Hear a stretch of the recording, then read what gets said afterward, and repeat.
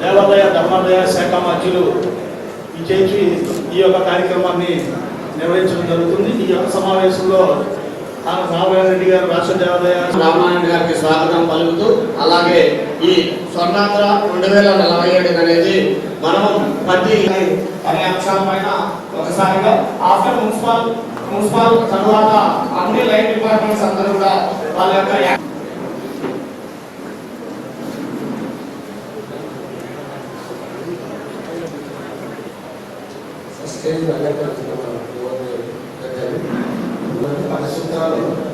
ప్రవేశపెట్టారు.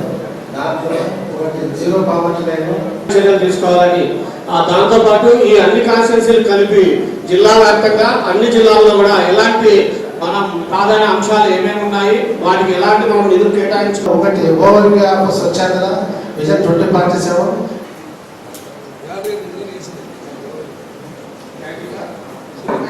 Land survey చేసి వాళ్ళకి ఒక కమగా వాళ్ళకి ఒక డాక్యుమెంట్ మనం ప్రొడ్యూస్ చేయాలనేది మిగతా తహసీల్దార్ మిగతా మండలాల తహసీల్దార్ గారు అక్కడ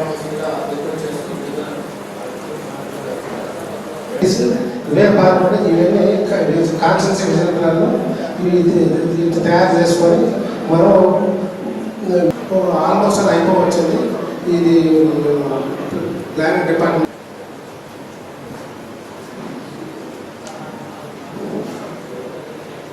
స్వర్ణాంధ్ర 2047 విజన్ లో భాగంగా మనం అందరం ఇక్కడ సమావేశం అవడం చాలా ఆనందంగా ఉంది. ఈ విజన్ స్వర్ణాంధ్రలో వివిధ ప్రజల నుంచి, సంస్థల నుంచి, అలాగే డిపార్ట్మెంట్స్ నుంచి అభిప్రాయాల సేకరణ జరుగుతుంది. అందులో మీరు అందరూ పార్టిసిపేట్ చేయాలని 100% ఉంటారు. వీటిని ఇంకా ఎలా డెవలప్మెంట్ చేయాలి అనేది ఆలోచిస్తే మన దగ్గర ఏవైతే ఎక్కువగా ఉంటాయో వాటిని మనం ఫుడ్ ప్రాసెసింగ్ యూనిట్స్ ద్వారా ఇంకొంత ముందుకు తీసుకెళ్లే అవకాశం ఉంటుంది. అలాగే ఇండస్ట్రీ సెక్టర్స్ తీసుకున్నట్లయితే మనకు ఒక ఆపర్చునిటీ వచ్చింది ఇక్కడ ఏపీఐఐసి, ఇంకా అనేక ఇండస్ట్రీస్ ని కూడా ఇక్కడ తీసుకురావచ్చు. అలాగే సర్వీస్ సెక్టర్స్ పరంగా తీసుకున్నట్లయితే మనకి టూరిజం కూడా ఇక్కడ డెవలప్ చేసుకునే అవకాశం ఉంది. For example AS Peta dargah, so అలాగే మన సోమశిల ప్రాజెక్టు, అలాగే చుట్టుపక్కల ఉన్న టెంపుల్స్ అన్నింటినీ కోఆర్డినేట్ చేసుకుంటూ ఒక టూరిజం ఆస్పెక్ట్ ని కూడా మనము డెవలప్ చేసే అవకాశం ఉంది. ముఖ్య ఉద్దేశం ఏంటంటే రాష్ట్రం పావర్టీగా లేకుండా చూడడం, ఓవరాల్ డెవలప్మెంట్ అనేది ప్రధాన అంశం కాబట్టి దీన్ని దృష్టిలో పెట్టుకొని ఏం చేయాలనేది ముఖ్యంగా ఈరోజు ఏం చేస్తే దాన్ని సాధించవచ్చు అనేది ఈరోజు మనం డిస్కస్ చేస్తున్నాం. కాబట్టి ఏదైనా డెవలప్మెంట్ జరగాలంటే ఆ ఏరియాలో శాంతి భద్రతలు ఉంటేనే డెవలప్మెంట్ జరగడానికి అవకాశం ఉంది. కాబట్టి దాంట్లో దృష్టిలో పెట్టుకొని ముఖ్యంగా పోలీస్ తరఫున మనం ప్రతి గ్రామంలో కూడా కానిస్టేబుల్ 2 గ్రామాలకు కానిస్టేబుల్ని అపాయింట్ చేయడము, అంటే నామినేట్ చేయడం, ఆ గ్రామాల్లో ఏమేమి సమస్యలు ఉన్నాయో తెలుసుకోవడానికి కూడా ప్రణాళిక కూడా ప్లాన్ చేస్తామని జరుగుతూ ఉంది. రెండోది వచ్చేసి కూడా ఈ అవేర్నెస్ ప్రోగ్రామ్స్ ముఖ్యంగా ఈ గాంజా కానీ, మహిళలపై నేరాలు కానీ, దొంగతనాలు కానీ, సైబర్ నేరాలు కానీ, ఇతర నేరాలన్నీ కూడా జరిగినప్పుడు సమాజంలో అభివృద్ధికి ఆటంకాలు కాబట్టి ఎన్ని జరగకుండా ఏం చేయాలని చెప్పి ఆల్రెడీ ఇప్పటికే మేము చేస్తున్నాము. ఈ గంజాయి కానీ, డ్రగ్స్ మీద అవేర్నెస్ ప్రోగ్రాంలు కానీ, వాళ్ళ అన్యాయాల కేసులు పెట్టడం కానీ, ఎవరైనా స్టూడెంట్స్ విషయంలో వార్తలు కౌన్సిలింగ్ కానీ ఇవి కూడా కార్యక్రమం చేపడుతున్నాము. అదేవిధంగా రౌడీ యాక్టివిటీస్ ఉన్నాయి. చాలా రౌడీలు ఉంటే అక్కడ ఎక్కడ గవర్నమెంట్ కాదు, వాళ్ళ మీద నిఘా పెట్టడము, వాళ్ళ కౌన్సిలింగ్ ఇవ్వడము, భవిష్యత్తులో ఏ లాంగ్ ఆర్డర్ పాత్ర లేకుండా చూసుకునేదానికి కూడా ఒక దాంట్లో ప్లాన్ కూడా తయారు చేస్తాము. మొత్తం ఏం చేస్తే బాగుంటుందని చెప్పి అది కూడా చేసేదానికి చూసుకుంటుంది. ముఖ్యంగా ఏంటంటే ప్రతి గ్రామాలు ఇప్పుడు ఈ మధ్య నేను కూడా రాత్రి గ్రామంలో అవేర్నెస్ ప్రోగ్రాం పెట్టి అక్కడ ప్రజలతో మాట్లాడడం జరిగింది. అట్లా ప్రతి ఎస్ఐ కూడా వారానికి 3 రోజులు, 10 రోజులు 3 రోజులు, ప్రతి ఇన్స్పెక్టర్ 10 రోజులు 2 రోజులు, ఒక డిఎస్పీ 15 డేస్ 2 డేస్ కూడా ఇప్పుడు ఆల్రెడీ గ్రామ పర్యటనలు జరుగుతున్నాయి. అయినా కూడా గ్రామాల్లో పోయినప్పుడు కూడా అన్ని విషయాలు వాళ్ళకు ఉన్న సమస్యలను డిస్కస్ చేయడం, ఆ గ్రామంలో ఎటువంటి సమస్యలను చూసుకోవడానికి కూడా దానికి ఒక ప్రణాళిక కూడా తయారు చేసుకుంటున్నాము. ఫోర్త్ ఇండికేటర్ వచ్చేసి సాలిడ్ వేస్ట్ ప్రాసెసింగ్ యూనిట్.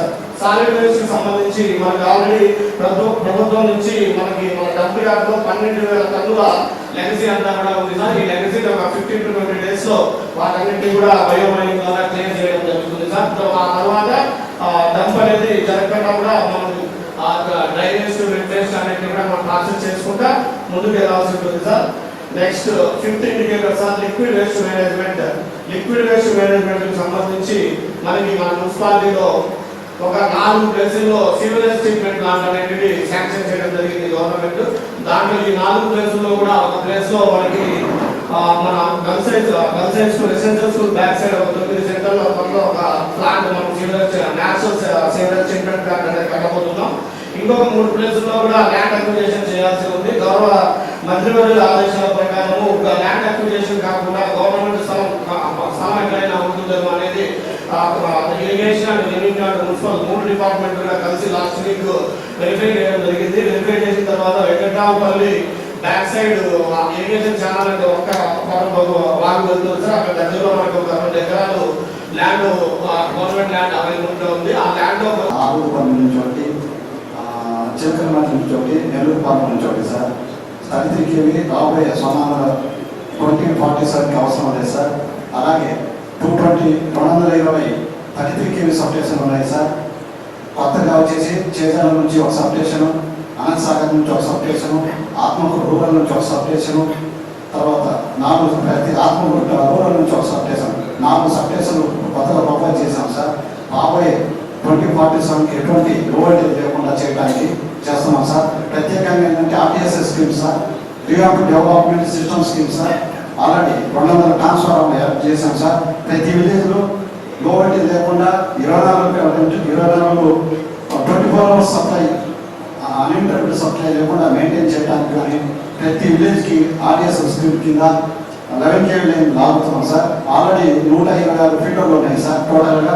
దాంట్లో దాదాపు 50 ఫీటర్లు లాగేసాం సార్. పని అయిపోయింది సార్. బ్యాలెన్స్ వచ్చేసి ఆర్టీఎస్ఎస్ స్కీమ్స్ ద్వారా చేస్తున్నాం సార్. ప్రతి విలేజ్లో 24 అవర్స్ కానీ ఎక్కడైతే లో వోల్టేజ్లో అడిషనల్గా ట్రాన్స్ఫార్మర్ డిస్ట్రిబ్యూషన్ ట్రాన్స్ఫార్మర్ కూడా ప్రపోజల్ పంపించున్నాం సార్. అవి కూడా చేయిస్తున్నాం సార్. ఎక్కడైతే డ్యామేజ్ పోల్స్ కానీ లైన్ నాసి రకం కండక్టర్ ఉన్నా కానీ అవి మొత్తం రెక్టిఫై చేస్తున్నాం సార్. వెరిఫికేషన్ చేయించి ప్రపోజల్ ప్రతిపాదన పంపించాం సార్. ఎక్కడ ఫర్దర్గా ఎటువంటి లో లేకుండా అగ్రికల్చర్ నిరంతరంగా 24/9 అవర్స్ సప్లై ఇచ్చుటకు సపరేట్గా ఆర్టీఎస్ స్కీమ్ కింద సపరేట్గా ట్రాన్స్ఫార్మర్ పెట్టి సపరేట్ చేసేసి వాటికి ఎటువంటి 9 అవర్స్ రైతులకు ఇబ్బంది లేకుండా దానికి కూడా యాక్షన్ ప్లాన్ చేసేసి రాబోయే కాలంలో విజన్ 2047కి ఎటువంటి ఇంటరప్షన్ లేకుండా దానికి ప్రపోజల్ పంపించాం సార్. ఆల్రెడీ వర్క్ వచ్చిన తర్వాత మనకు ఆత్మకూరు కాన్స్టిట్యున్సీ లో 376 కిలోమీటర్లు ఉన్నాయి సార్. దాంట్లో 170 కిలోమీటర్లు ఎస్హెచ్ ఉంది సార్. 206 కిలోమీటర్లు ఎండిఆర్స్ ఉన్నాయి. దాంట్లో సింగిల్ లేన్ 240 కిలోమీటర్స్ ఉన్నాయి, డబల్ లేన్ 136 కిలోమీటర్లు ఉన్నాయి సార్. సో ఈ సింగిల్ లేన్ డబల్ లేన్ చేయడానికి, తర్వాత double lane plus single lane already ఉన్న వాటిని బలపరచడానికి దాదాపు మేము 900 కోట్లతో 2047 ఎవ్రీ ఇయర్ 60 కిలోమీటర్ చొప్పున బల అంటే స్ట్రెంథనింగ్ చేయడానికి, తర్వాత ఎవ్రీ ఇయర్ 20 కిలోమీటర్స్ నుంచి 30 కిలోమీటర్స్ వరకు వైడనింగ్ చేయడానికి ప్రపోజల్ పంపడం జరిగింది సార్. దానికి గాను 900 కోట్ల రూపాయలు ప్రపోజల్ చేసేసి పంపించడం జరిగింది సార్. దానిలో భాగంగా దాదాపు ఇప్పుడు 14 కెనాల్ అంటే రోడ్డు క్రాస్ డ్రైనేజ్ ఉన్నాయి సార్. అంటే కొన్ని వాగులు ఉండడం వల్ల ఆ వాగులకు మేజర్ బ్రిడ్జెస్ ప్రపోజ్ చేయడం జరిగింది సార్. ఆ 14 మేజర్ బ్రిడ్జెస్ గాను 75 కోట్లు ప్రపోజల్స్ పంపించడం జరిగింది సార్. వీటిని ప్రతి ఒక్క సంవత్సరము 2 బ్రిడ్జిలకు ప్రపోజ్ చేసేసి దాదాపు మనకు 7 ఇయర్స్ లోపల అంటే 2032 లోపల కంప్లీట్ గా ఎటువంటి అంతరాయం లేకుండా, ఏ చిన్న వర్షం హెవీ రైన్స్ వచ్చినప్పటికీ కూడా ఎటువంటి అంతరాయం లేకుండా రోడ్ నెట్వర్క్ ను డెవలప్ చేయడం జరుగుతుంది సార్. మన నియోజకవర్గంలో ఉన్నాయి సార్. వీటికి గాను మనకి ఒక 165 crores వరకు అవసరం ఉంది సార్. అదేవిధంగా మనకి ఈ యొక్క ఇంటర్నల్ రోడ్స్ వచ్చేటప్పటికి టెక్నికల్గా మనకి జిల్లా మొత్తానికి ఈ 5 సంవత్సరాల్లో మనం అంటే 1400 కిలోమీటర్ల వరకు మనకి రిక్వైర్మెంట్ ఉన్నది సార్. సాచురేషన్ కూడా అన్ని హ్యాబిటేషన్స్ డిస్ట్రిక్ట్ కవర్ చేయడానికి. సో దాంట్లో మనకి ఒక 207 కిలోమీటర్ల వరకు మన నియోజకవర్గంలో మనకి ప్రొవైడ్ చేసినట్లయితే మనం 100% సాచురేషన్ మనం చేయగలిగే అవకాశం ఉంది సార్. దానికి గాను మనకి 85 crores వరకు కావాల్సి ఉంది సార్. డిపార్ట్మెంట్ పరంగా ఉన్న 6 మండలాల్లో ఇప్పుడు ప్రజెంట్ చూసుకున్న మన వాటర్ సప్లై కావచ్చు, శానిటేషన్ ఐహెచ్ఎస్ కావచ్చు, కమ్యూనిటీ శానిటరీ కాంప్లెక్స్ కావచ్చు, డ్రైనేజెస్ గ్రామంలో వివిధ గ్రాంట్లో ఎన్ఆర్జెస్ కానీ గ్రామ పంచాయతీ నిధుల నుంచి కానీ కావచ్చు. దాని గురించి వాటర్ క్వాలిటీ ఏ విధంగా మనం మెయింటైన్ చేస్తున్నాము, ఎన్ని టెస్టులు చేస్తున్నాము, ఆ టెస్ట్ రిపోర్ట్స్ గ్రామ పంచాయతీ వెబ్సైట్కి ఎలా పంపిస్తున్నాము, దాంట్లో పరిరక్షణ చేసే విధంగా కావచ్చు. అదేవిధంగా ఈ వాటర్ని మనము హార్వెస్టింగ్ మనము ఏ విధంగా మనము వాటర్ హార్వెస్టింగ్ సెంటర్స్ కట్టుకోవాలి, వాటి మీద ప్లాన్ యాక్షన్ కానీ అప్పటికి ఎన్ఆర్డిఎస్ నుంచి ఎంపీఓగా చేస్తున్న పనులు కావచ్చు. ఓవరాల్గా టెక్నికల్గా సూచనలు తీసుకున్న ఆంధ్రప్రదేశ్ డిపార్ట్మెంట్కి ఇప్పటివరకు అయితే మన జిల్లాలో వాటర్ గిట్ పథకాన్ని ఆల్రెడీ మేము టీపీఆర్స్ని ప్రిపేర్ చేశాము.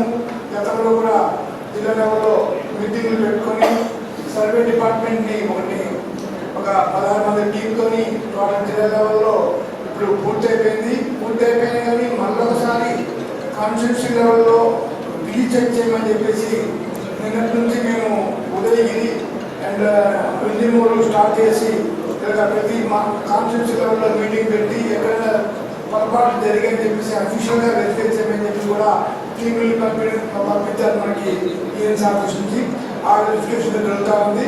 అయితే వీటికి మనము 8,848 crores మనము జిల్లాలో తీసుకుంటే ఈ కాన్స్టిట్యూన్సీకి లెక్కల ప్రకారంగా 640 crores.07 మనము తీసుకోవడం జరిగింది. అయితే ఆ టీపీఆర్ని ఈ నెల 15-16 తారీఖులో ఒకసారి గౌరవ మంత్రులు టైం తీసుకొని చూపించి మేము ఈ విధంగా గవర్నమెంట్ పంపిస్తున్నామని చెప్పేసి సూత్రప్రాయంగా తెలియజేస్తున్నాం సార్. కాన్స్టిట్యూన్సీలో 61 డబ్ల్యూలు ఉన్నాయి సార్. నీటి వినియోగదారుల సంఘాలు ఈ మధ్య ఇటీవల గౌరవ ముఖ్యమంత్రి వారు ఆదేశాల మేరకు ఎలక్షన్ జరిగింది సార్. అదేవిధంగా 61 నీటి వినియోగదారుల సంఘాలు ఉన్నాయి సార్. ముఖ్యంగా ఏంటంటే చిన్న కాలువలు మరమ్మతు చేయాలన్నా ఇక్కడ అందరూ ప్రజాప్రతినిధులు వేసుకుంటున్నారు సార్. వీళ్ళు ఎప్పుడు వాటర్ ట్యాక్స్ కట్టలేదు సార్. ఎప్పుడైతే శిస్తు డబ్బులు కట్టిన తర్వాత కావాలని కొంత అమౌంట్ ఆ నీటి సంఘంలో ఉంటే కానీ నేను చిన్న రిపేర్ చేయాలన్నా కానీ చాలా ప్రాబ్లం ఉన్నాయి సార్. దీని మీద కూడా ఆర్డీఓ గారికి ఆల్రెడీ ఒక సమీక్ష నిర్ణయించారు. ముఖ్యంగా దీన్ని రెవెన్యూలు రైతు సోదరులు ఊరి విలేజ్లో ఉండే ప్రజాప్రతినిధులు అందరూ కూడా మాకు సహకరిస్తారు కానీ ఈ శిస్తు డబ్బులు వసూలు చేస్తే కానీ ఏం డెవలప్మెంట్ చేయలేము సార్. కాబట్టి దాదాపు ఈ కాన్స్టిట్యూన్సీలో దాదాపు 400 కోట్లకి ఎస్టిమేట్ చేసి పంపించున్నాం సార్. ఈ డెవలప్మెంట్ యాక్టివిటీ కింద ఈ 2047లో అవి అన్నీ కూడా దీంట్లో మేము చేసి మా వంతు మేము ఎన్ని విధాలా కృషి చేస్తున్నాం సార్. Thank you sir. 100 కిలోమీటర్ల ఇన్ఛార్జీలు ఉన్నాం సార్. ఇందులో మొత్తం 0 నుంచి 100 కిలోమీటర్ల వరకు 1,40,000 ఎకరాలు దీనికి ఒక ఉద్దేశించి నిర్మించమనేది తమకి తెలుసు సార్. తమ ఎన్నోసార్లు చాలా డీటెయిల్గా తమ మీటింగ్ అటెండ్ అయినప్పుడు నాకు చాలా వరకు నాలెడ్జ్ అందించడం జరిగింది. ఈ 1,40,000 ఎకరాలు కాంటెంప్లేటెడ్లో 1,60,000 ఎకరాలు మనకు ఐడి కింద పెద్ద కింద 40,000 ఎకరాలు ఉంది సార్. 40,000 ఎకరాలు ఆరోగ్యం కింద ఉంది సార్. సరే, ఇప్పుడు ఈ ఉత్తర కాలువ తమకు నిర్దేశించినట్లు ఈ వడి పనులని ఈ సీజన్లో కింద ఒక రాజోగ్ బైపాస్ అనేది ఒకటి ఉంది సార్. దాని కింద నుంచి పనులు చేపట్టాము సార్. రాజోగ్ బైపాస్ నుంచి ఇప్పుడు 15 నిమిషాలు వర్క్ చేస్తున్నాయి సార్. సో గతంలో 180 కోట్లతో ఇందులో ఉత్తర కాలువ వడి పనులు జరిగినాయి సార్. బ్యాలెన్స్ 340 కోట్ల పనులు ఈ సంవత్సరంలో నెక్స్ట్ రాబోయే సంవత్సరం 2 సంవత్సరంలో తమ మార్గదర్శకంలో పంటకి వీళ్ళందరినీ తీరిస్తూ సీజన్స్ ఇది కాకుండా పనిచేయడానికి తమ మార్గదర్శకంలో ప్లాన్ చేసుకున్నాం సార్. ఈ యాక్షన్ ప్లాన్లో అంటే మనం 2047 నాటికి అంటే మన దేశం మన రాష్ట్రం కూడా అంటే ఒక సంపన్నమైన ఒక ఆరోగ్యకరమైన అంటే అభివృద్ధి చెందే దాంట్లో మరి మన గౌరవ ముఖ్యమంత్రి గారు ఏదైతే ఈ విజన్ యాక్షన్ ప్లాన్ని మరి చేసి ఒక రెడీ చేసి మరి ఈరోజు మనందరూ కూడా ఆ అభివృద్ధి చేసే దాంట్లో మరి ఏదైతే వారు కోరుతున్నారో మరి దీంట్లో భాగంగా ప్రతి శాఖ నుంచి వచ్చే మరి అంశాల్లో కూడా మరి రెవెన్యూ సంబంధించి కూడా సార్ ప్రతి అంటే సార్ ఆల్రెడీ మన గౌరవ మంత్రి గారు కూడా ఒక వారం పదవుల క్రితం కూడా ఈ యొక్క రివ్యూ చేసినప్పుడు కూడా అంటే ప్రతి డెవలప్మెంట్లో కూడా ల్యాండ్స్ కావచ్చు, లేకపోతే ఇంకెక్కడ రిక్వైర్మెంట్ ఉన్న ఇన్స్టిట్యూషన్స్, టెంపుల్స్, లేదా ఇంకేదైనా టూరిజం ప్లేసెస్, రకరకాల ప్లేసుల్లో కూడా ప్రతి దానికి కూడా ఈరోజు మనకు చాలా ముఖ్యమైనది మరి గవర్నమెంట్ ల్యాండ్ ఎక్కడైతే మన కాన్స్టిట్యున్సీ కానీ మండలాల్లో కానీ ప్రతి మండలంలో ఒక విలేజ్ అయితే జరుగుతూ ఉంది సార్. ఈ రీసర్వే కానీ ట్రాన్స్పరెన్సీ మోడ్లో పక్కాగా అమలు చేస్తే భూములన్నీ కూడా గవర్నమెంట్ భూములు కానీ పట్టా భూములు కానీ రైతులకి అన్ని రకాల మేలు జరిగే అవకాశం ఉంది సార్. కాబట్టి ఈ రీసర్వేకి సంబంధించినటువంటి కొన్ని ఎక్విప్మెంట్స్ అనేది కూడా మనకు కొంత తక్కువగా ఉండడం వల్ల రీసర్వేని మనం త్వరితగతిన పూర్తి చేయలేకపోతున్నాం సార్. కాబట్టి ఈ రీసర్వేకి సంబంధించినటువంటి ఏదైతే యాక్షన్ ప్లాన్లో మనం కొన్ని ఎక్విప్మెంట్స్ అక్కడ ఏదైతే మన ఏడీ సర్వే డిపార్ట్మెంట్స్ కానీ రెవెన్యూ డిపార్ట్మెంట్ కానీ సమకూరిస్తే ఈ రీసర్వే ద్వారా ప్రజలందరికీ కూడా మేలు జరుగుతుంది సార్. దానికి కొంత బడ్జెట్ అనేది కేటాయిస్తే వాటిని ప్రొటెక్ట్ చేసే అంశాలు ఏదైనా కాంపౌండ్ వాల్ కానీ ఫెన్సింగ్ కానీ ఏదైతే ప్రభుత్వ అవసరాలకి జాతీయ రహదారులకి ఆనుకున్నటువంటి ఏదైతే గవర్నమెంట్ ల్యాండ్స్ ఉన్నాయో వాటన్నిటిని కూడా ప్రొటెక్ట్ చేసేదానికి కూడా మనకి కొంత అవకాశం కల్పిస్తే ఈ భూములన్నింటి కూడా ఆక్రమణ గురి కాకుండా భవిష్యత్తులో ప్రభుత్వ అవసరాలకు కానీ ప్రజా ప్రయోజనాలకు ఉపయోగపడే విధంగా కూడా మనకి అవకాశం ఉంటుంది సార్. అన్ని ప్రతినిత్యం తహసీల్దార్ ఆఫీసుల్లో అన్ని సేవలన్నీ కూడా తహసీల్దార్ ఆఫీసులు జరుగుతుంటాయి సార్. ప్రస్తుతం మనకి బిల్డింగ్స్ ఫామ్ చేసి కూడా మనం మండల ఫార్మేషన్ చేసి సుమారు 35 సంవత్సరాలు అయిపోయింది సార్. ఇప్పుడు ఉన్నటువంటి బిల్డింగ్స్ అన్ని కూడా చాలా డిలాబిటెడ్ కండిషన్స్ ఉన్నాయి సార్. దయచేసి ఈ అంశం మీద కూడా తమరు ఒకసారి దృష్టి పెట్టి మాకు ఈ బిల్డింగ్స్ అనేవి కూడా మోడరేషన్ చేస్తే త్వరితగతిన మన సర్వీసెస్ అన్ని కూడా ప్రజలకు మనం త్వరితగతిన ఇచ్చేందుకు కూడా ఇది దోహదపడుతుందని చెప్పి ఈ సందర్భంగా మేము తెలియజేస్తున్నాం సార్. విజన్ 2047లో భాగంగా ఇక్కడికి మనందరం కూడా సమావేశం జరగడం జరిగింది. ఈ విజన్ 2047లో ముఖ్యంగా రాబోయే రోజుల్లో మనం ఏ కార్యక్రమాలు చేపట్టాలనే దాని మీద మన సూచనలు సలహాలు తీసుకోవడానికి ఇక్కడికి ఆహ్వానించినందుకు అందరికీ నా ధన్యవాదాలు తెలియజేసుకుంటున్నాను. ప్రణాళిక తయారు చేయడానికి మన దేవాదాయ శాఖ మంత్రి గారు సూచనల మేరకు మన ఆత్మకూరు నియోజకవర్గం యొక్క ప్లాన్ రెడీ చేయడానికి మొత్తాన్ని నాయకులు కానీ అధికారులందరినీ కూడా సమావేశం చేయడం జరిగింది. ఈ ప్రోగ్రాంలో భాగంగా 2047లోకి మనం ఏ విధంగా అభివృద్ధిలో ముందుకు పోవాలి మన రాష్ట్రం, అదేవిధంగా మన జిల్లా, మన ఆత్మకూరు అనే దానిలో భాగంగా ఈరోజు ప్రణాళికలన్నీ కూడా మనం ఎవరికి తెలిసిన సలహాలు పట్టిస్తే వాటన్నింటినీ కూడా ఏ విధంగా తీసుకుపోవాలనేది మన మంత్రివర్గ గారు అన్ని కూడా ప్లాన్ చేసి ఇక్కడ పక్కగా తీసుకోబోయి పనిచేయడం జరుగుతుంది. కాబట్టి అని చెప్పి ఈ అధికారులందరినీ పిలిపించడం జరిగింది. తదుపరి మా పెద్దలు ఈ స్వర్ణాంధ్ర 2047 దాని గురించి మా పెద్దలు రామనాయుడు గారు చెప్తారు. ఈ అవకాశం ఇచ్చిన అందరికీ ఉదయం కార్యక్రమాన్ని అందిపుచ్చుకోవడానికి స్వర్ణాంధ్రను సాధించే దిశగా స్వర్ణాంధ్రప్రదేశ్ 2047 అనేటువంటి విజన్ని తయారు చేసుకునే క్రమంలో ఈరోజు మనం అందరం ఇక్కడికి చేరడం జరిగింది. 2 మాసాలుగా ఆ టీం అంతా చేసినటువంటి ఒక కృషి, ఒక విజన్ డాక్యుమెంట్ని మన ముందు పెట్టుకోగలిగాం. దీన్ని పరిశీలించాలి. ఇవాళ ప్రతి శాఖ ఉంది. మనకు ఒక విధమైనటువంటి ఆలోచన కార్యక్రమంలో క్రమంలో దాదాపుగా 66-67 సంవత్సరాల భారతదేశం స్వతంత్రం వచ్చాక మనం చేస్తున్నటువంటి కార్యక్రమాలు అన్నీ కానీ ఒకసారి చూసుకుంటే ప్రభుత్వం చేస్తే అందులో మనం అనుభవిద్దాం, ప్రభుత్వం పనిచేస్తే దాన్ని మనం ఉపయోగించుకుందాం అనేటువంటి ఒక విధానంలో ఇవాళ నడిచాం. మనకు ఆలోచన, మనకేదో చేద్దామనేటువంటి ఒక ప్రయత్నం, రేపటి తరానికి మనం ఏమిద్దామనేటువంటి ఒక ప్రక్రియ, ఇవన్నీ కూడా మనం ఏనాడు ఆలోచించాలి. మీరే కాదు, మేము కూడా ఆలోచించలేదు. కానీ ఇవాళ ఆలోచన చేయాల్సినటువంటి అవసరం వచ్చింది. ప్రతిదీ ప్రభుత్వమే కాదు, ప్రభుత్వం చేయాల్సినటువంటిది ప్రభుత్వం చేస్తుంది. మనం ఆలోచన చేసి దాన్ని సక్రమమైనటువంటి రూపంలో తయారు చేసుకొని దానికి మనం కూడా మన యొక్క విజ్ఞానాన్ని జోడించి భవిష్యత్ తరాలకు మనం ఏమి ఇవ్వాలనేటువంటిది ఇవాళ మనం చేసేటువంటి ప్రయత్నం.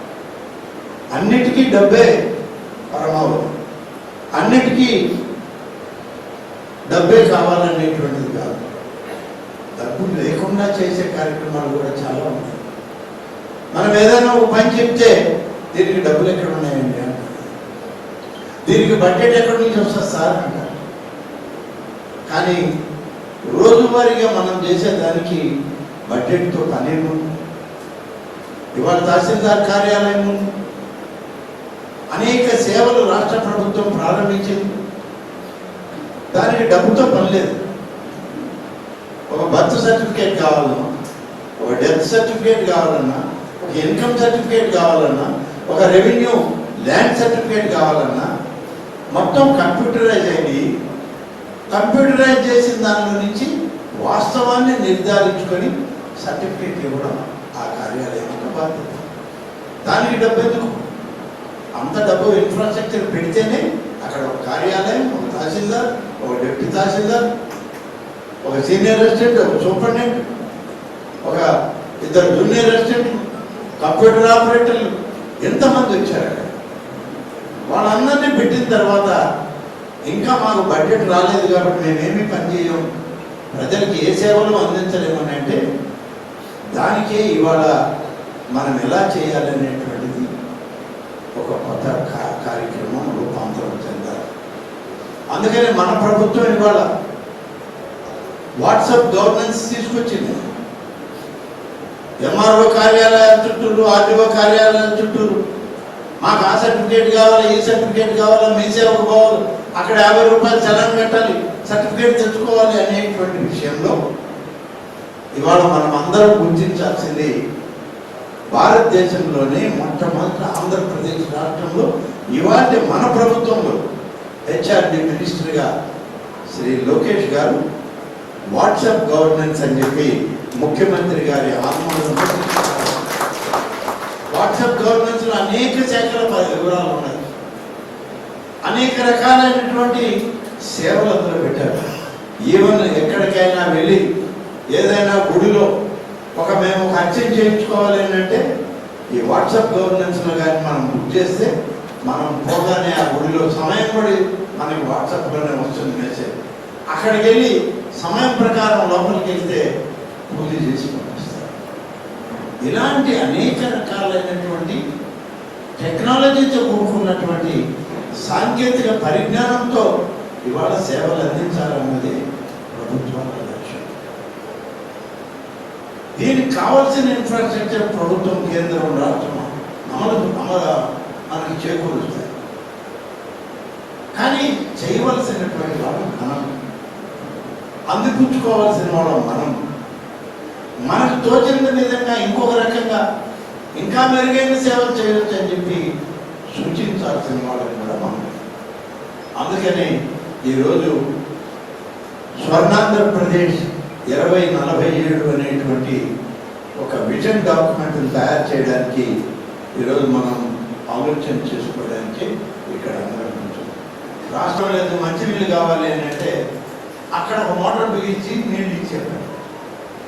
కానీ ఓవరాల్ పర్సెప్షన్ ఎక్కడ రావాలి, ఓవరాల్ డెవలప్మెంట్ని ఏ విధంగా తీసుకుపోవాలి అన్నప్పుడు వార్డులో ఉన్నటువంటి కుటుంబ స్థాయి, గ్రామ పంచాయతీలో ఉన్నటువంటి కుటుంబ స్థాయి నుంచి వాళ్ళ యొక్క వివరాలు మన దగ్గర ఉన్నప్పుడు, ఆ ప్రాంతం యొక్క వివరాలు మనం తెలుసుకోగలిగినప్పుడు మనకు కూడా ప్రభుత్వాలు ఇచ్చేటువంటి సహకారాన్ని ఏ విధంగా ప్రయారిటీ చేసుకోవచ్చో ఆలోచన ఉంటుంది.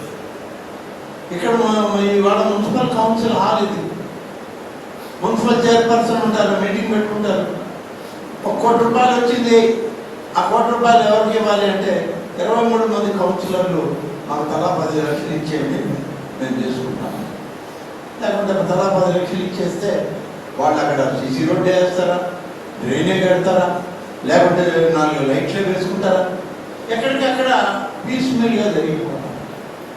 కానీ సమగ్రమైనటువంటి అభివృద్ధి ఎప్పుడు సాధిస్తారంటే ఈ మున్సిపాలిటీలో అసలు ఒక్క రోడ్డు కూడా సీసీ రోడ్డు లేనటువంటి వార్డు ఎక్కడ ఉంది? దాన్ని ఐడెంటిఫై చేయాలి. ఒక్క లైట్ కూడా లేనటువంటి వార్డు ఎక్కడుంది? దాన్ని ఐడెంటిఫై చేయాలి. అక్కడ నుంచి ప్రారంభిస్తే 1 సంవత్సరం 2 సంవత్సరాలకి 100% సిమెంట్ రోడ్లు, డ్రైన్లు, కొళాయిలు ఇలాంటివన్నీ మౌలిక వస్తువులు. మున్సిపాలిటీలో మనం చేసేది ఏం లేదు. ఇవాళ మున్సిపాలిటీలో ఉన్నాయి మౌలిక వస్తువులు ఇచ్చే బాధ్యత ఒక్కటే. దానికి అవసరమైన నిధుల్ని సమకూర్చుకోవాలా, పన్నులు వేయాలి, తీసుకోవాలి, ప్రభుత్వం అదనంగా ఇచ్చే గ్రాంట్లని చేసుకోవాలా. ఇవన్నీ కూడా ప్రతి మండలంలో ఉన్నాయి, మున్సిపాలిటీలో ఉన్నాయి. ఇది జిల్లాలో ఉంటుంది, రాష్ట్రంలో ఇదే కార్యక్రమం. కానీ ఇట్లా లేదు. ఇప్పుడు ఇవాళ మనకు ఉన్నటువంటి వ్యవస్థలో మా దగ్గరికి ఎవరన్నా వచ్చి అడిగితే ఇదిగో మీ ఊరికి ఒక సీసీ రోడ్డు, ఈ మండలంలో 1 కోటి రూపాయలు సీసీ రోడ్డు ఇచ్చాము, మా బాధ్యత అయిపోయింది అనుకుంటాం మేము కూడా. అదే మా బాధ్యతే అయితే ఇంకా అభివృద్ధి అనేటువంటిది అంతవరకే ఉంటుంది. భవిష్యత్ తరాల అభివృద్ధిని చూడాలి అనేటువంటిది మన మధ్య రావాలి, మన ఆలోచనలోకి రావాలి. ఒకసారి మనం 10 సంవత్సరాల క్రితం ఉన్న ఆత్మకూరుని వెనక్కి తిరిగి చూసుకుంటే ఆనాడు విద్యలో వెనకబడ్డారు. ఈ నియోజకవర్గం ఆ రోజున్న సర్వేలు ఇదేదో నేనో లేకుంటే ఇంకొక ప్రభుత్వంలో చేసినటువంటి ఘనకార్యమే కాదు. అవేళ ఉన్నటువంటి సర్వేల్లో ఆత్మకూరు నియోజకవర్గంలో బాలికా విద్య అనేటువంటిది చాలా లోయెస్ట్ గ్రేడ్లో ఉంది, ర్యాంక్లో ఉంది. బాలికా విద్య రావాలంటే ఏం చేయాలని అంటే బాలికల కోసం విద్యా సంస్థలు ఏర్పాటు చేయాలని ఆలోచన వచ్చింది. ఆ రోజు ఆలోచన వచ్చింది కాబట్టి మనం ఈ నియోజకవర్గంలో పెట్టినటువంటి గురుకులాలన్నీ ఆడబిడ్డల యొక్క భవిష్యత్తు కోసమే అన్ని గురుకుల పాఠశాలను ప్రారంభించాం. అదురుపల్లిలో చేసినా అదే చేశాం, సోమశల్లో చేసినా అదే చేశాం, మనం ఇక్కడ చేసినా, మొన్న చేసినా, తిరిగి మళ్ళీ వచ్చిన తర్వాత చేసిన సంఘంలో ఏసుపట్లు ఏది చేసినా సరే బాలిక విద్యని మళ్ళీ మనం గణనీయంగా పెంచాలి.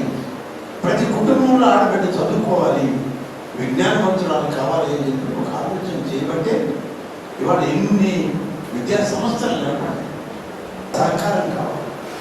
వాళ్ళు ఇందాక మాట్లాడుతూ చెప్పారు కొన్ని దగ్గర కొన్ని అవకతవకలు ఉన్నాయని. వాళ్ళు అదే పేపర్లో రాస్తారు. పేపర్లో నా మీద తప్పు రాశారనో, నా మీద ఒక అవినీతి కార్యక్రమం రాశారనో, లేకుంటే నేను పనిచేయడం లేదని రాశారనో నేను బాధపడితే దానికి అర్థం లేదు. వాళ్ళు రాసిన దాంట్లో నిజమెంతో తెలుసుకోవాలి. నిజమెంతో తెలుసుకొని పరిష్కరించగలిగితే వాళ్ళు రాసిన దానికి నేను ఉన్నదానికి ఫలితం వస్తుంది, లేకుంటే కాబట్టి మీడియా అనేది ఇవాళ మనలో ఒక భాగం. గతంలో రాజ్యాంగంలో 4 స్తంభాల్లో మీడియాను ఒకదాన్ని ఒక స్తంభం కింద చూపించారు. లెజిస్లేచర్ ఒకటి, ఎగ్జిక్యూటివ్ ఒకటి, మీడియా ఒకటి, అలాగే పబ్లిక్ రిప్రజెంటేటివ్స్ ఒకటి. 4 స్తంభాలు ఒక వ్యవస్థను నిలబెట్టాలంటే అందులో మీడియా కూడా ఒక వ్యవస్థ. నేను మీడియా ప్రతినిధులను కూడా కోరుతున్నాను, అంతటి మహత్తరమైన భాగస్వామ్యం ఈ రాజ్యాంగంలో, ఈ ప్రజాస్వామ్యంలో మీకు ఉంది. కానీ ఇటీవల కాలంలో కొన్ని తప్పులు జరుగుతూ ఉన్నాయి. స్వయం కృషి కోసం లేకుంటే సొంత లబ్ధి కోసం కొన్ని ఎక్కడెక్కడనో ఏదేదో చేస్తూ ఉంటారు. అవి కాదు, వాస్తవాలను బయటపెట్టండి.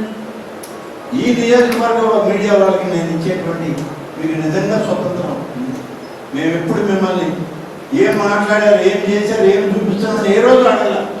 గడిచిన 15 సంవత్సరాలకి ఇక్కడ నేను ఇవాళ చెప్తున్నా, ఇంకా 5 సంవత్సరాలు కావాలి. మీకు వాస్తవాలు చెప్పండి, వాటిని పరిష్కరించేదానికి మీతో నేను కూడా. మాట్లాడారంటే అభివృద్ధి కార్యక్రమం మనకు ఈ నియోజకవర్గం అభివృద్ధి కావాలంటే మీరు కూడా వాస్తవానికి దగ్గరగా రండి, నేను మీతో కలిసి పనిచేస్తాను. మహాయజ్ఞం, ఈ విజన్ డాక్యుమెంట్ని అమలు చేయడం అనేది మహాయజ్ఞం. 47 వరకు ప్రణాళిక. అప్పటి వరకు నువ్వు చంద్రబాబును చూస్తారంటే మేము చూడకపోవచ్చు, ఈ విజన్ చూస్తారు మీరు, మీ ముందు తరాలు. ఈ 47 ఏదైతే డాక్యుమెంట్ని, ఈ గ్రంథాన్ని మీకు అప్పచెప్తున్నామో, ఇవాళ మన పూర్వీకులు ఎవరో రాశారు. వాల్మీకి రాసిన రామాయణం వాటికి చదువుకుంటున్నాం. డాక్టర్ బాబాసాహెబ్ అంబేద్కర్ రాసినటువంటి రాజ్యాంగాన్ని ఇవాళ మనం అమలు చేసుకుంటూ ఉన్నాం. ఇలాగా ఏదైనా సరే ఒకసారి ఒక నిజాయితీతో కూడినటువంటి ఒక ప్రణాళికను తయారు చేశామంటే ఆ ప్రణాళిక మహద్గ్రంథాలతో పాటే సరి సమానంగా భవిష్యత్ తరాలకు ఉపయోగపడుతుందని చెప్పి నేను మీకు మనం చేస్తాను. అందుకని ఎవరి నేరాలంటే ఎవడో ఒకడు ఎక్కడి నుంచో ఫోన్ చేయడం, డబ్బులు అడగడం, డబ్బులు ఇవ్వకపోతే బెదిరియడం, ఇవన్నీ ఒక రకమైన, వీటన్నిటికీ మించినటువంటి ప్రమాదకరమైనటువంటి కార్యక్రమం ఏంటంటే గంజాయి, మాదక ద్రవ్యాలు. ఇవాళ ఒక తరాన్నే సర్వనాశనం చేస్తుంది. ఇవాళ మనం అనుకుంటున్నాం రేపటి తరం అని. ఏమీ రేపటి తరం? ఆ తరం ఆరోగ్యంగా ఉండి బాగుండి ఈ సమాజంలో వాళ్ళు మేము మనుషులమని నిరూపించుకుంటే ఆ తరం లేదు. ఆ తరం నిర్వీర్యమైపోతూ ఉంటే మన ప్రణాళిక ఎవరికి పనికిరాదు. నువ్వు ఇంకెన్ని చేయి, దానికి అలవాటు పడ్డటువంటి యువత ఇవాళ వందల్లో లేదు, వేలు దాటింది, లక్షలు దాటింది. చాలా ప్రమాదకరమైనటువంటి స్థితిలో ఇవాళ మనం ఉన్నాం. మన మీద కరోనా అనుకుంటున్నాం. కరోనాకు మించిన 100 రెట్లు అధికంగా నష్టపరిచేటువంటి ఈ వ్యసనం, దీన్ని మనం అడ్డుకుని కాపాడుకొని మన దానికి ముందు మన బిడ్డలకి భవిష్యత్తు చూపించాల్సిన అవసరం. దీనికి ఒక కానిస్టేబుల్ పనిచేస్తాడా, ఒక డిఎస్పీ సరిపోతాడా? ఎవరింట్లో బిడ్డలు వాళ్ళు ఏం చేస్తున్నారో మీరు గమనించుకోలేకపోతే, నేను ఉద్యోగానికి పోవాలని ఒకరు, నేను కంప్యూటర్ క్లాస్కి పోవాలని ఇంకొకరు, బిడ్డలు ఎక్కడ పోయారో తెలియదు. సాయంత్రం 8 గంటలకు వస్తున్నారు, మీరు 5 గంటలకు ఇంటికి పోయినా వాళ్ళు రాత్రి 10 గంటలకు వస్తుంటే ఎక్కడికి పోయి వచ్చేవారు నాయన అని అడిగే పరిస్థితి తల్లిదండ్రులకి లేకపోతే, ఆ బిడ్డ మీద అజ్మాయిషి రాకపోతే వాళ్ళ భవిష్యత్తు ఎవరి కోసం సంపాదిస్తున్నారు? ఉద్యోగాలు చేసి ఎవరి కోసం సంపాదిస్తున్నారు? వ్యాపారాలు చేసి మీరు అందరూ ఆ బిడ్డల కొరకే కదా. మరి ఆ ద్రవ్యాల వారిని బడి నష్టపోతూ ఆరోగ్యాలు క్షీణించి మన కళ్ళ ముందే మన చేతుల్లోనే ఆ బిడ్డలు రాలిపోతూ ఉంటే ఏం చేసుకుంటారు? మీ సంపాదన అంతా తల్లిదండ్రులు ఆలోచించారు. బాధ్యత మీది, ప్రభుత్వాన్ని కాదు. దాన్ని సరి చేసుకోవాలి. ప్రభుత్వం చేయాల్సిన పని, వ్యవస్థ చేయాల్సిన పని 10% ఉంటుంది. మీరు చేయాలి. మీ బిడ్డల యొక్క భవిష్యత్తును మీరు కాపాడుకోవాలి. గతంలో సిగరెట్ తాగితేనే కొట్టేవాడు తల్లిదండ్రులు. ఇవాళ తన బిడ్డ గంజాయి తాగుతున్నాడన్న తెలియడం లేదు. ఎందుకంటే వాళ్ళకి ఆ సమయం లేదు పాపం. ఎంతసేపు సంపాదన ఆర్జన. మనం ఇల్లు కట్టామా, కారు కొనుక్కున్నామా, మోటార్ బైక్ కొనుక్కున్నామా, మళ్ళీ నిద్ర లేస్తే టిఫిన్ బాక్స్ ఎత్తుకుని ఉద్యోగానికి పోయారు, వ్యాపారానికి పోయారు. ఇదే జీవితం అయితే రేపటి తరం జీవితం ఏంటి? మీరు ఏం బాధ్యత వహించి వాళ్ళకి అంటున్నారు? కాబట్టి దయచేసి దీని మీద ఒక మంచి దృష్టి ప్రతి తల్లిదండ్రులు పెట్టాలని చెప్పి, ఈ గంజాయి మాదక ద్రవ్యాలను అణిచివేయడంలో పోలీసు యంత్రాంగమే కాదు, అన్ని ప్రభుత్వ శాఖలు దీని మీద ఉక్కుపాదం మోపాలి. దీనికి ప్రభుత్వం మీకు తోడుగా ఉంటుందని చెప్పి కొత్త సోలార్ విధానం కేంద్ర రాష్ట్ర ప్రభుత్వాల సమన్వయంలో మొదలుపెట్టారు. ఎస్సీ ఎస్టీ కుటుంబాలకైతే 2 కిలోవాట్ల సూర్య గారి మెటీరియల్ ఫ్రీగా ఇస్తారు. వాళ్ళే ఫ్రీగా వచ్చి బిగిస్తారు. దాన్ని మనం కనెక్ట్ చేస్తారు. మీరు 2 కిలోవాట్ల కరెంటు వాడుకున్నారని చెప్పి వాడుకోండి, మిగిలితే అది ప్రభుత్వం తీసుకుంటుంది. ప్రభుత్వం ఊరికే తీసుకోదు, ఒక్కొక్క యూనిట్కి ₹2.10 12 ఇస్తారు. అట్లా కూడా ఆదాయం ఏమి, ఉచితంగా కరెంటు వాడుకోవడం, ఉచితంగా సోలార్ సిస్టమ్ పెట్టుకోవడం ప్రభుత్వమే మిగిలిస్తుంది.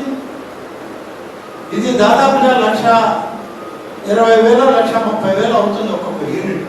గవర్నమెంట్ ఇస్తుంది, సెంట్రల్ గవర్నమెంట్ కొంత, స్టేట్ గవర్నమెంట్ కొంత. మన నియోజకవర్గానికి 10,000 సోలార్ యూనిట్లు వచ్చాయి. ఈ 10,000 సోలార్ యూనిట్లు కానీ ఇక్కడ పెడితే కరెంటు వాడుకు తగ్గిపోతుంది. మిగిలిన కరెంటు ప్రభుత్వం తీసుకుని మళ్ళీ ఆయన ఇంటి యజమానికి డబ్బిస్తుంది.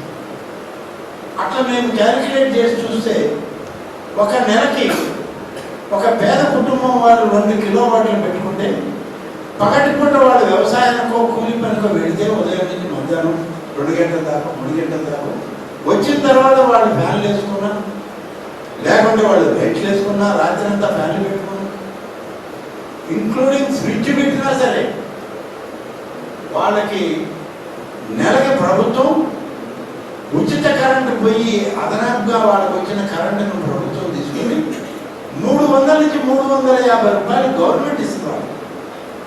ఈ వెసులుబాటు ఇంతకు ముందు లేదు, ఇవాళ కొత్తగా వచ్చింది. దీన్ని అమలు చేసుకునేదానికి ముందుకు రండి. నేను ఎలక్ట్రిసిటీ అధికారులు కోరుతున్నా, ఇక్కడే ఉన్నారు, సూర్య గారి మీద దృష్టి పెట్టండి. ప్రతి గ్రామానికి ఎంపీడీఓలు, విలేజ్ సెక్రటరీలు, రెవెన్యూ సెక్రటరీల మీద ఆధారపడి ప్రతి ఇంటికి దీన్ని ప్రచారం చేయండి. 2 కిలోమీటర్ల వరకు ఎస్సీ ఎస్టీలకి ఉచితం, బలహీన వర్గాలకి 50% అయితే దానికి అదనంగా మరొక 20,000 30,000 రాష్ట్ర ప్రభుత్వం కూడా కలుపుతాం. అవునా? బీసీలకు కూడా సబ్సిడీతో యూనిట్లు బిగిస్తారు. వాళ్ళంతా 40,000 ఎంత పెట్టుకోవాలి, మిగతాదంతా గవర్నమెంట్ ఇస్తుంది. ఓసీలకి అయితే అది 2 కిలోమీటర్ల పెట్టుకుంటే అదే ధర 1,20,000 1,60,000 120 2 కిలోవాట్లు. 3 కిలోవాట్లు పెట్టుకుంటే దాన్ని అంత పెరగలేదు. 4 కిలోవాట్లు అయ్యా మా ఇల్లు పెద్దది, నేను గీజర్లు వేసుకున్నా, ఫ్రిడ్జ్ పెట్టుకున్నా, ఏసీ పెట్టుకున్నా, 4 కిలోవాట్లు అంటే 2 కిలోవాట్ల డబ్బు ఇస్తారు. 1,20,000 రూపాయలు ప్రభుత్వం ఇస్తుంది, అదనంగా ఉన్నాయి ఓసీలు అన్నీ పెట్టుకుంటుందా. ఇలాంటి పథకం ఇవాళ మన అమల్లోకి వచ్చింది.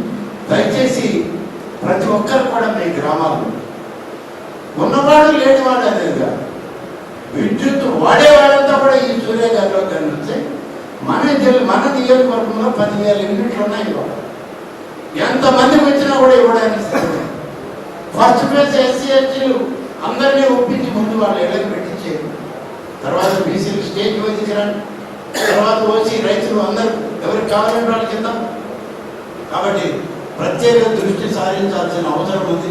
నేను ఎంపీడీఓ గారిని కూడా కోరుతా ఉన్నా, మీ గ్రామ పంచాయతీ సెక్రటరీని అక్కడ ఉన్నటువంటి ఎలక్ట్రిసిటీ డిపార్ట్మెంట్ వాళ్ళతో అనుసంధానం చేసి సూర్య గారిని ప్రతి గ్రామంలో వచ్చే విధంగా అప్లికేషన్లు మీరు తీసుకొని మంజూరు చేయించండి అని చెప్పి నేను వాళ్ళందరూ 1వ తారీఖు వచ్చేటప్పటికి అన్ని పెన్షన్లు అధికారుల్ని మనల్ని సమన్వయం చేసి పంపిణీ చేస్తాము. ఈ పంపిణీ ప్రతి ఒక్కరికి ఇంటికెళ్ళి ఇస్తాము. గతంలో మన మీద నిందలు వేశారు, మేము వాలంటీర్లతో ఎలా పంపించాం, మీరు వాలంటీర్లని లేకుండా ఎలా పంపిస్తారన్నారు. వాళ్ళ సచివాలయం అధికారులు, మండల అధికారులు, మన కూటమి నాయకులు స్వయం సమన్వయంతో ఇవాళ ప్రతి ఇంటికి తీసుకెళ్ళి ఇస్తున్నారు. ఇటీవల కాలంలో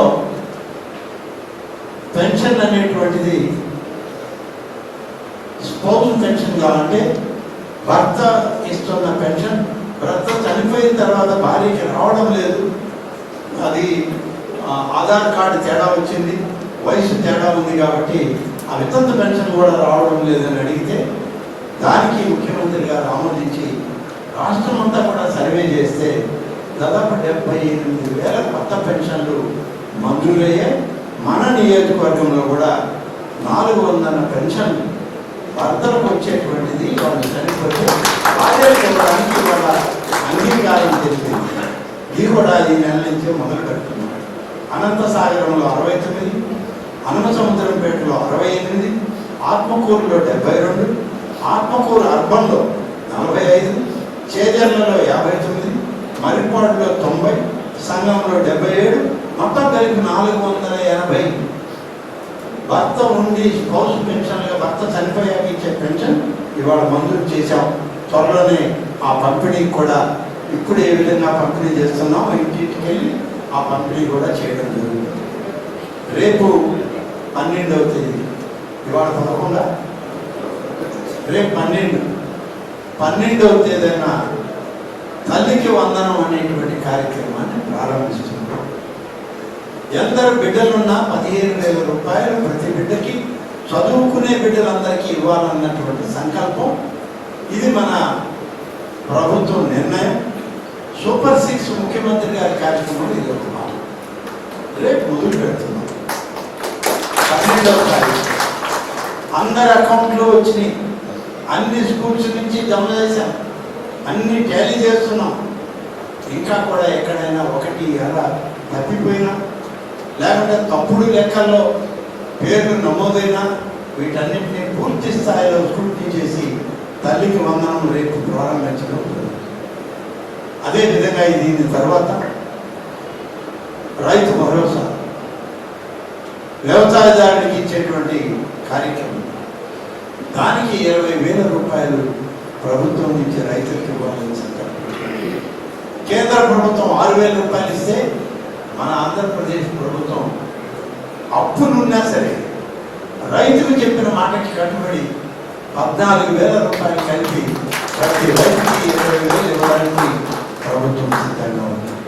కేంద్ర ప్రభుత్వం విడుదల చేసే మొత్తాన్ని బట్టి 3 భాగాలు చేసి వాడు 3 రకాలుగా 6,000, 2,000, 2,000 ఇస్తే మనం 14,000 కూడా 3 భాగాలు చేద్దాం. లేదా వాడు 2 భాగాలు చేస్తే మనం 2 భాగాలు చేసి మనం కూడా ప్రతి రైతుకి బ్యాంక్ అకౌంట్లో ఇవ్వడం జరుగుతుంది. ఇక మహిళలకి 18 సంవత్సరాలు లేని మహిళలకి ప్రభుత్వం భరోసాగా ఉంటుంది, తోడుగా ఉంటుంది.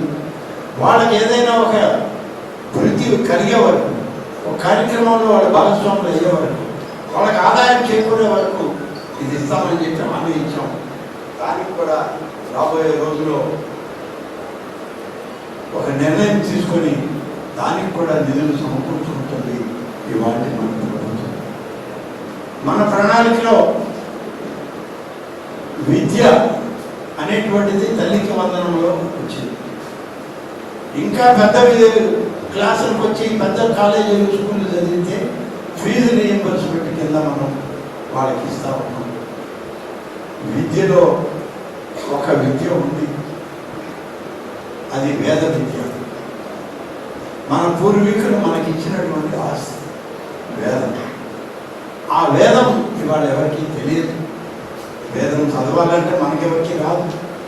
మనం గుడికి పోయినా వేదం చెప్తూ ఉంటే అదే పవిత్రంగా భావించి మనం నమస్కరించుకుని వస్తాం.